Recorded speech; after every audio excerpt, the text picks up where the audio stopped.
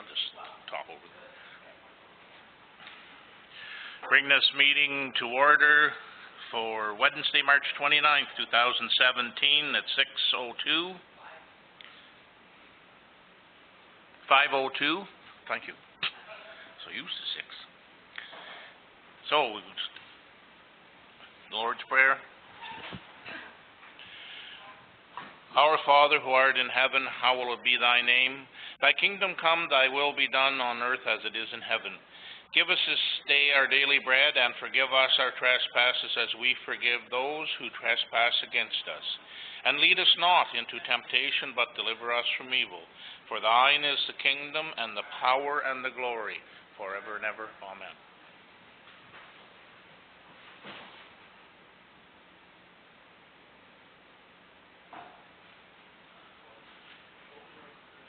Your mic. Disclosure of pecuniary interest for this meeting. Seeing none, and there's nothing on standing committees, I will turn this over to Charlene.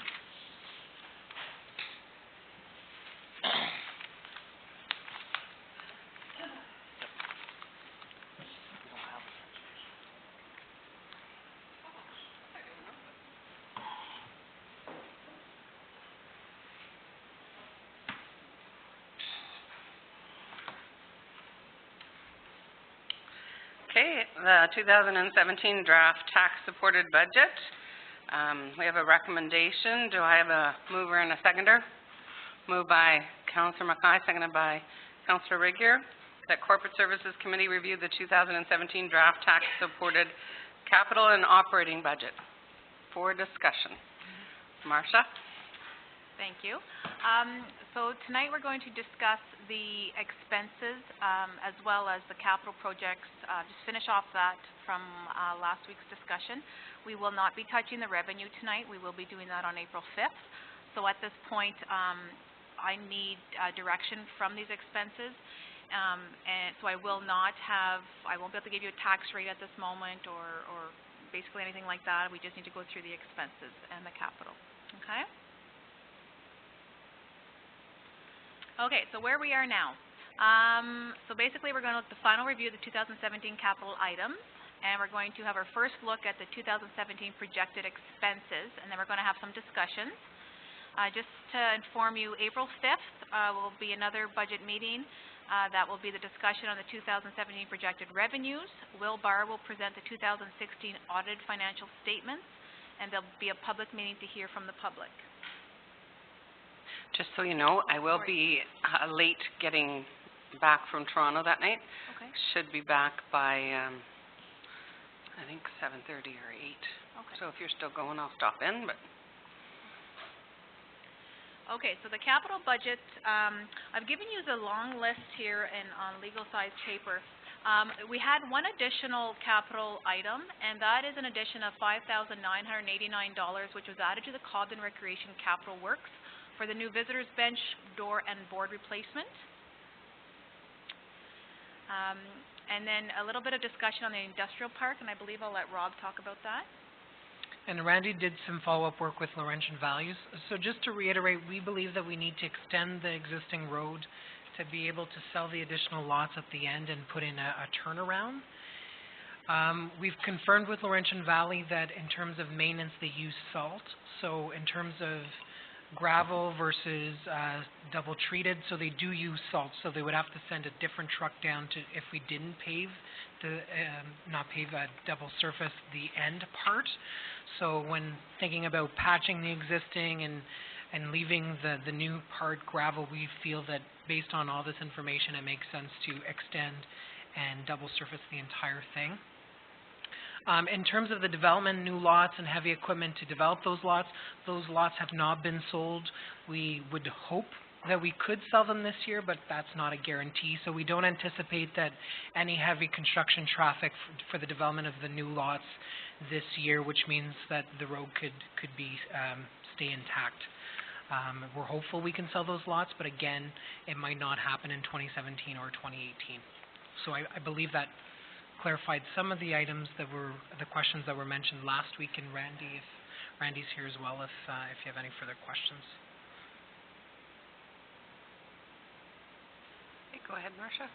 Okay, so we also want to, I guess there were some questions in regards to the new service truck. Rob, did you want to touch that one as well? Sure. So this is some clarification we got from our licensed mechanics. So the current truck, as you know, was the old CBO truck. So it has limited space for tools, parts, and oil. It lacks an air compressor and a crane, so a mechanism to be able to lift some parts. It also lacks a toolbox. So the mechanic services 3 patrol yards, 5 fire halls, landfill equipment, in addition to the industrial park fire pump, and has been doing some roadside repairs. I got him to speak a little bit about some of the repairs we've done, a lot of hydraulic lines. So it doesn't really matter in terms of the age of the vehicles and equipment. He's doing repairs. So the new truck would allow for kind of lifting capability for the storage of tools and would maximize timely repairs and units out of service. The other thing that's on your desk, and we thank Randy, Terry, and Sandra for preparing this, is an equipment list. And what we asked is that they estimate the replacement. This does not include the fire vehicles, I should point out, but it does have the items. So you'll see there's the last column estimates when some of these heavy vehicles and equipment will be replaced. And on the second page, some of these, the lighter fleet, are good for a number of years.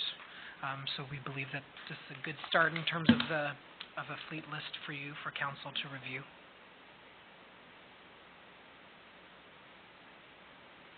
So truck number 21, the 2008 GMC, typically they last 10 to 12 years. Is it one of the ones that has the frame broken on it? I think so, eh? Yes. Yeah. Does anybody have any questions, any other questions in regards to what we just spoke about? Because if not, we'll move on to the expenses then. I guess the other question I have is with regards to the half tons. You typically go 20 years on your half ton? Is that what, like, do you have a tangible capital asset policy and years of service when they're to be replaced, or do you not? Or because 20 years on a half ton seems a long time. Yeah. Like, no. At another township, we go 7. Yeah. I think it was based on the kilometers, but I don't know, Randy, if you want to add?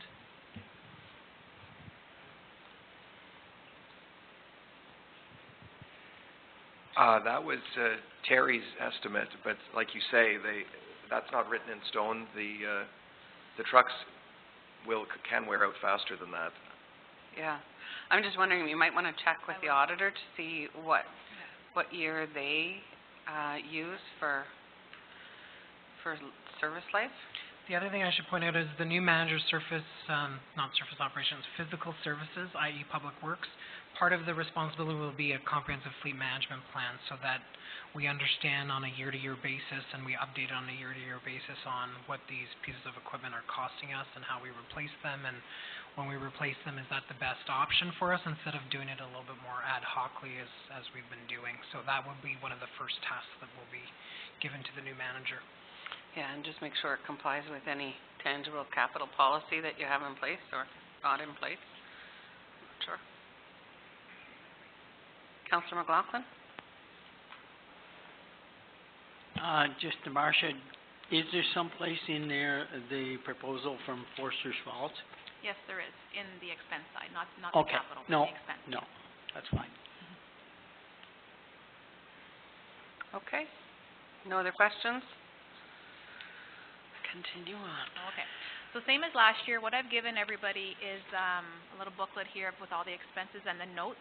But for this one, I'm going to keep up the expense sheet up on the screen, and then you guys will have your notes in front of you to, basically I've highlighted some of the GLs that I put a note across, but if there's another one that you feel that you have a question on, certainly ask me. If I don't have the answer, I'll bring it back to you, or I can email it to you. Okay? That's the only comment I have is, I know I mentioned it last year, is it's really small print. I know, it's small, I know. And I know I hate to kill paper, but, it's really hard to see. We didn't price it. I think I might have one on my desk. Yeah, maybe just use that there. She can't see that. I know, Shirley.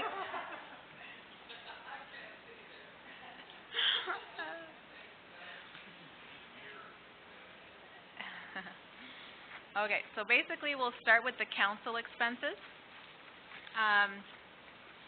So salary is up a little bit due to the COLA increase. Note number 1, that's the travel expenses, and that is the new miscellaneous expenses of $3,700, which is included in this amount. Again, just as a refresher, that's $700 for the mayor, $500 per council member, as well as the reeve. And this is for additional expenses, such as golfing, a dinner that you want to attend to, events like that. Note number 2, that is the new allotment for the conferences, which council passed an increase to $4,000 per council member, as well as reimbursement of $100 per day up to a maximum of 4 days per year to attend a conference of your choice. Public relations, note number 3, that it is down a little bit due to the pins. Last year we bought pins, this year we were not buying the pins. So that we have decreased that one to $1,000, and that also includes the Military Service Recognition Project on the Ontario Command of the Royal Canadian Legion. That's that book that we donated to last year, so they've approached us again and asked us to donate, and it's a $325, taxes included, for our logo to be in that book. Note number 4, what we're looking at doing is getting a price on some golf, not golf shirts, I'm sorry, more of the like the thinner shirts, I guess they are. They're not t-shirts, so that we can provide to council and staff, so when they are at functions that they can wear them. Did you want to touch anything on that one, or you're good with that? No? Okay. Now, the donations. So we have a total of $1,100 in donations, very similar to last year. Sunshine Coach donation of $100 they're looking for. Renfrew County Senior Home support of $100. Cobden and District Civitan Club whole sponsor of $100. That golf tournament is to take place July 28th, 2017. Whitewater Region Public Library whole sponsor in the amount of $300, and that golf tournament is to take place June 2017.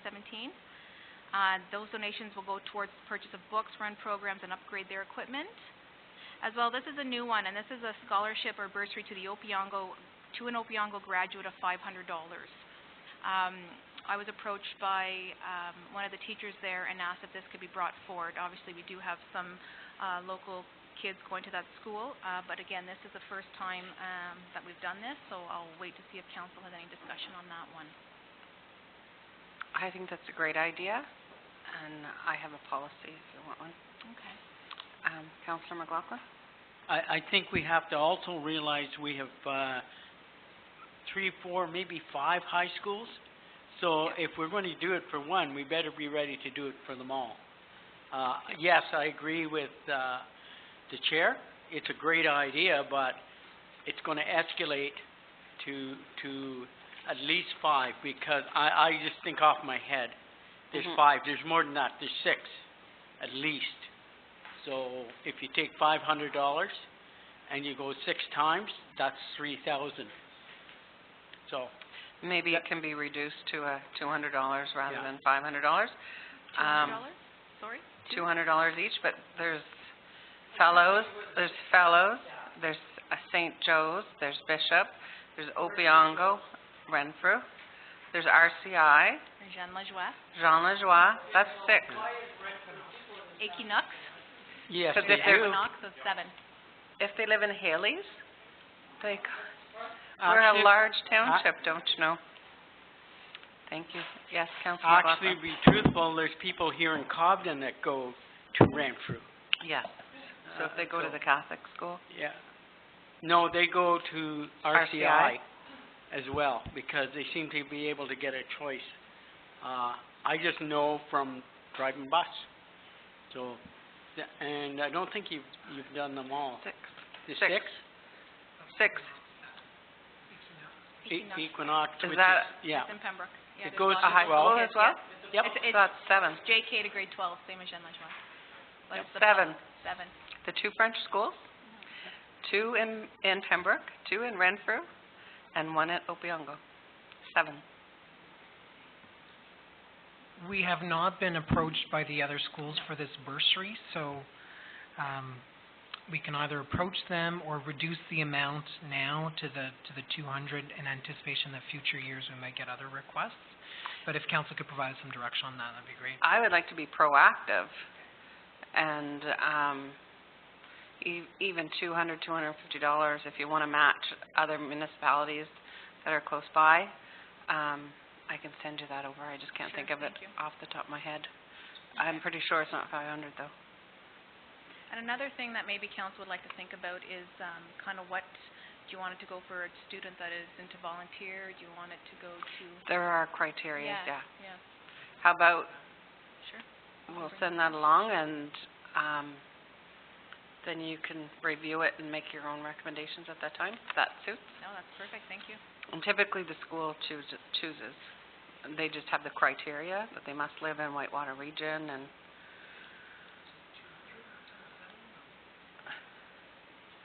did you want to match, 250? or do you want to, anyways, it can come Yeah, back. Yeah, we'll bring it back.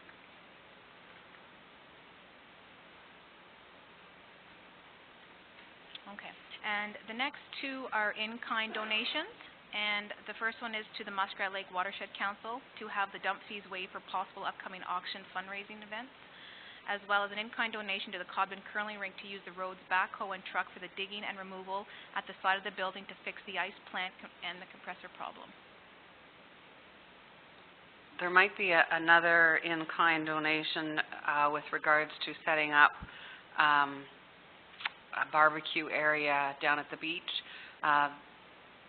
Sarah Hall is going to be doing a swim fundraiser. She's going to swim the length of Muskrat Lake, starting down at the boat launch at the bottom of Meath Hill, and she's going to swim the whole length of the lake and to the beach. And hopefully we're going to have a barbecue at that time, and so there might be something that is required to fence off, but I believe that's June the 17th. Yes, Councillor Mackay. How long is that lake? 14 kilometers.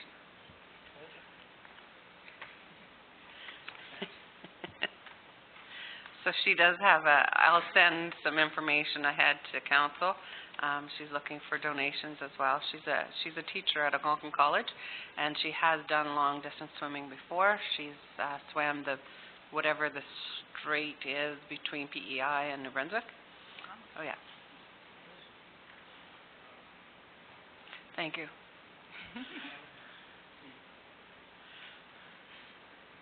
Okay, thank you.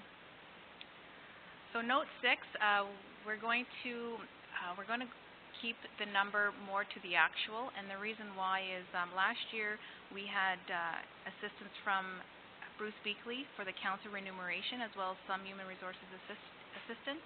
So in 2017, we're projecting that we'll keep that amount in the budget just in case the township requires future assistance with regards to pay equity and other human resources matters.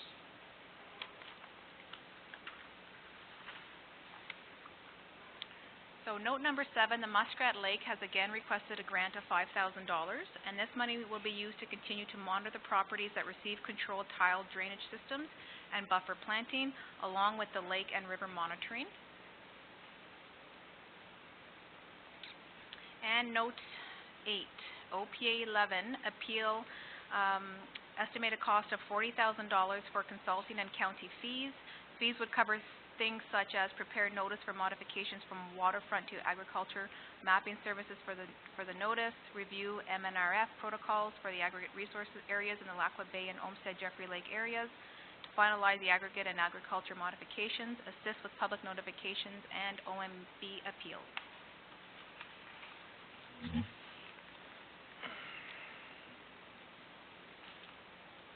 questions on council? Miller?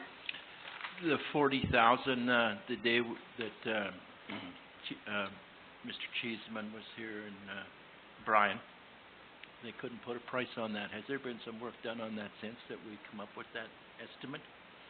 For which one? 40,000 for OP11 to go to the municipal board? That's the amount that Brian just gave me. That came in since that meeting. Okay. I seemingly have a problem with that, but probably alone. Anyway. Okay, so, any other questions? No? Mr. Olmsted? So, as I wasn't here at that meeting, but I think I have a pretty good understanding of what the process is now. But I'd like to understand that how is that money spent? So is it actually, what's the details of that money? Is there a fee to the OMBA? Do they have is it $10,000 to appeal a broad range? Is it $2,000 per item, or does the $40,000 go to a consulting company to act on your behalf? Or I'd really like to understand how that money is being spent. So it's not the fees for the appeal themselves, it's to make sure that we're successful in the appeal. There's agreement with the Ministry on policy matters, so the issues are mapping related, so there's some mapping that needs to be done. So the issue is the Ministry wanting to take items that are currently rural and putting them in agriculture. So some of the fees in here are a little higher because we are going to proactively notify the landowners that might be affected so that they're also aware of where we're at with this file. So these are really the fees, the professional fees for our planning consultant. We don't have internal planners. The mapping related stuff and the notice related costs. And we've ensured that our legal counsel is involved throughout this process to try to minimize our legal costs. So there would be some legal costs associated with this as well, but within this. So we feel that the scope of the appeal is such that it's on the important matters, and these are the what it will cost us to defend ourselves. But if we don't, then the Ministry will approve. This has received approval, so they will change the mapping. So we feel that we're gaining a lot in some policy areas. What we just want to make sure is that the mapping is also beneficial, and that the public is not aware that at this late stage the Ministry wants to change some designations from rural to agriculture, or we also have to look at the aggregate as well to make sure that it's not penalizing any of our residents. So we did do some due diligence to ensure that this is true costs and that the scope of the appeal is meaningful and also achievable in terms of winning. I never want to go to the OMB to lose. That's what that costs. So we don't have an in-house planner for various reasons, but when we do have planning consultants, there is a cost to it, but we don't have those resources in-house, and we rely on the support of consultants in this regard.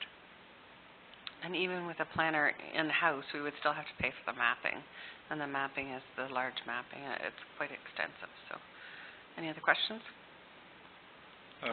So I guess my question is, did you feel that the province has changed a lot of these designations, as you say, without the proper notice of landowners at a very late stage in the game?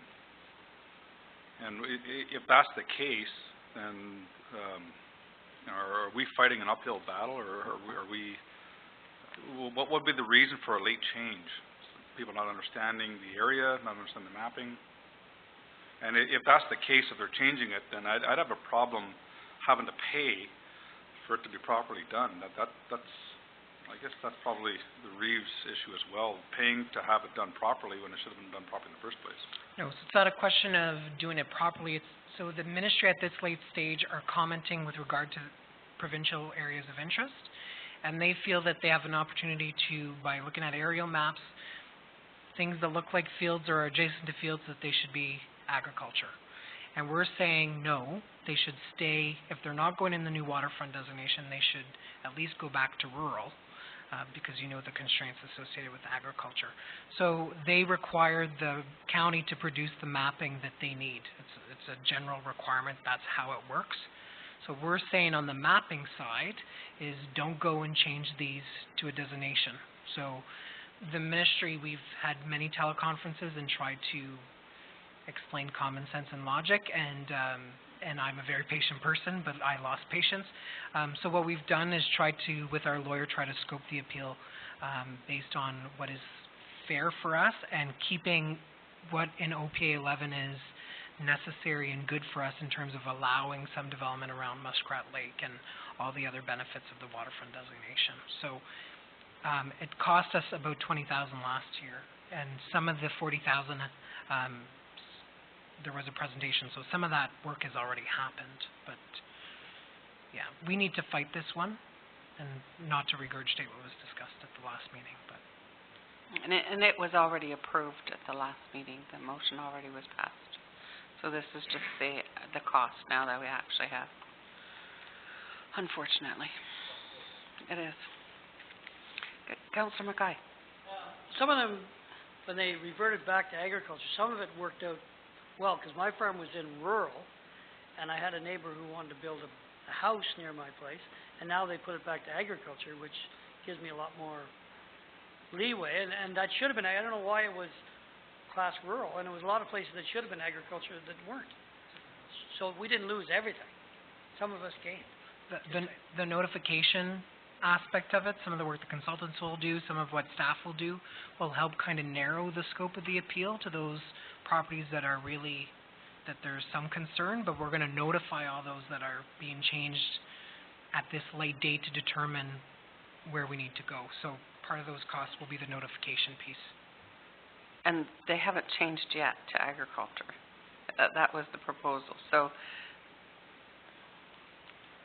it hasn't been officially changed to ag yet. Does that mean we're going to be fighting about this meeting? Yes. Okay. Well, no, I'm not. If I think it's a good place to build a house, that's fine, but I don't want to see good land, good agricultural land made into houses. But there's enough rough land here in this. But there is, as you know, there's classifications for ag soil and not ag soil. And there are a lot of fields out there that are in a rural designation that are well farmed, and as they should be. And there's lots of bush areas that have been brushed out and are now farmed, but it doesn't necessarily mean that they should be technically, classed as ag. It's not taking away the ability to farm. It's just the classification. It's the undertone of the official plan. Well, when you go to build a barn or something, you find out how much you do it. When it's in rural, it's a lot harder to get a building permit than if it was in agriculture. I think there's still the same separation distance, whether it's rural designated or ag designated. Well, I'm pretty sure the minimum yeah. separation distance is the same, whether or not whatever.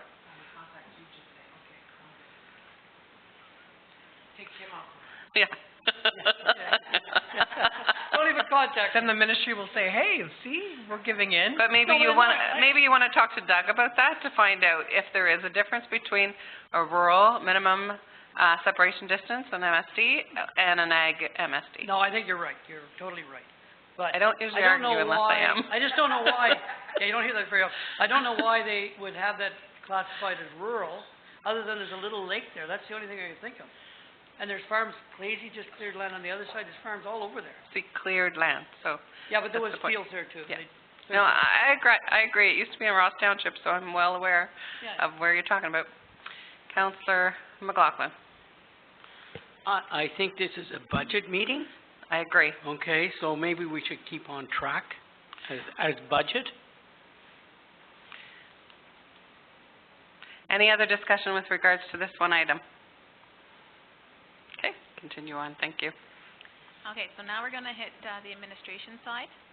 So note number 9, travel and expenses. It reflects more the actual true cost of the actual amounts from 2016. And note number 10, that is a new laptop for the treasurer and CAO, and this also includes the capital expenses for the new server and the VATM upgrade to the municipal software. And note number 11, that's the health and safety, and that is the health and safety audit and additional health and safety training for staff, which you've already started doing that, some more training.